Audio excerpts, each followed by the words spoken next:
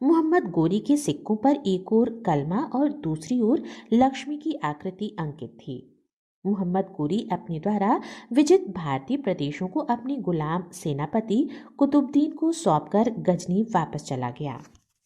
और अब एक नज़र मोहम्मद गोरी के प्रमुख युद्धों पर। वर्ष 1191 ईस्वी में मोहम्मद गोरी का युद्ध पृथ्वीराज चौहान के साथ हुआ। इस युद्ध को तराइन प्रथम का युद्ध कहते हैं और इस युद्ध में पृथ्वीराज चौहान की विजय हुई थी। 1192 ईस्वी में तराइन का द्वितीय युद्ध पुनः पृथ्वीराज चौहान के साथ हुआ और इस युद्ध में गोरी की विजय हुई थी। 1194 ईस्वी में चंदावर का युद्ध हुआ जयचंद के साथ और इस युद्ध में भी गोरी की विजय हुई थी।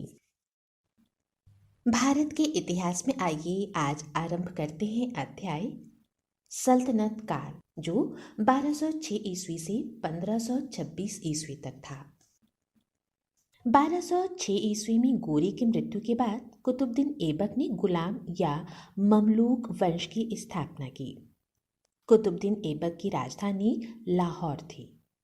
कुतुबुद्दीन ऐबक को भारत में तुर्की राज्य का संस्थापक भी माना जाता है। सिंहासन पर बैठने पर उसने सुल्तान की उपाधि धारण नहीं की। ऐबक ने न अपने नाम का खुतबा पढ़वाया और न ही अपने नाम के सिक्के चलाए।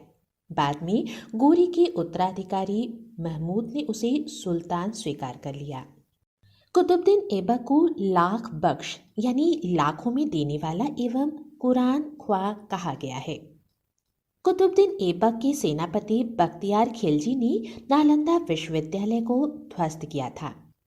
ऐबक ने दिल्ली में कुव्वतुल इस्लाम और अजमेर में 2.5 दिन का झोपड़ा नामक मस्जिदों का निर्माण करवाया था। ध्यान देने वाली बात यह है कि कुव्वतुल इस्लाम मस्जिद एक हिंदू मंदिर के चबूतरे पर मुस्लिम आक्रमणकारियों द्वारा गिराए गए 27 हिंदुओं और जैन मंदिरों की सामग्री से बनाई गई थी, जबकि 2.5 दिन का झोपड़ा पहले एक संस्कृत विद्यालय और मंदिर था, जिसे चौहान सम्राट विग्रहराज या बिसलदेव ने बनवाया था। कुतुबुद्दीन ऐबक ने कुतुब मीनार की नींव रखी, जिसे इल्तुतमिश ने पूरा करवाया। कुतुबुद्दीन ऐबक की मृत्यु आधुनिक पोलो की भांति एक खेल चौगान के खेल में घोड़े से गिरने पर 1210 ईस्वी में हुई थी। उसे लाहौर में दफनाया गया। कुतुबुद्दीन ऐबक का उत्तराधिकारी आराम शाह हुआ, जिसने केवल 8 महीने शासन किया। इल्तुतमिश, इसका शासनकाल 1210 ईस्वी से 1236 ईस्वी तक रहा। इल्तुतमिश ने 1210 ईस्वी में आराम शाह की हत्या कर सल्तनत की गद्दी प्राप्त की। कुतुबुद्दीन का गुलाम और दामाद इल्तुतमिश इल्बारी तुर्क था। वह कुतुबुद्दीन ऐबक की मृत्यु के समय बदायूं का सूबेदार था। इल्तुतमिश को दिल्ली सल्तनत का वास्तविक संस्थापक माना जाता है।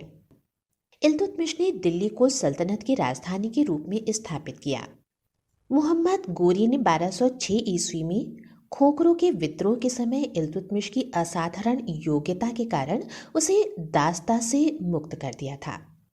1229 ईस्वी में इल्तुतमिश को बगदाद के खलीफा ने सुल्तान आजम की उपाधि प्रदान कर उसके शासन को वैधानिक स्वीकृति प्रदान की।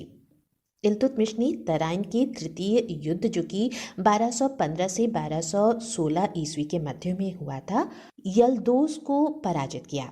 1221 ईस्वी में कालिंजर, 1226 ईस्वी में रणथंभौर, 1227 ईस्वी में मंदौर को विजित किया गया। इल्तुतमिश ने अपने वफादार गुलाम अमीरों की टुकड़ी रखी, जिसे तुर्काने चहलगामी या चालीसा कहा जाता था।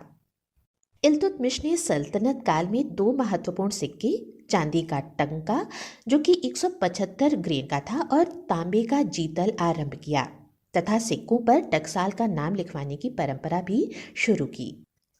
इल्तुतमिश के शासनकाल में मंगोल नेता चंगेज खां ख्वारिज्म की मंगबरनी का पीछा करते हुए भारत के उत्तर पश्चिमी सीमा पर आया था। इल्तुतमिश को भारत में एकता प्रथा की शुरुआत करने का भी श्रेय प्राप्त है। इल्तुतमिश की मृत्यु 1236 ईस्वी में हुई। उसकी मृत्यु के बाद तुर्की अमीरों ने उसके पुत्र रुकुद्दीन फिरोज शाह को गद्दी पर बैठाया। रुकनुद्दीन को जनसमूह द्वारा अपदस्थ कर रजिया को सुल्तान बनाया गया। रजिया के मामले में पहली बार दिल्ली की जनता ने उत्तराधिकारी के प्रश्न पर स्वयं निर्णय लिया।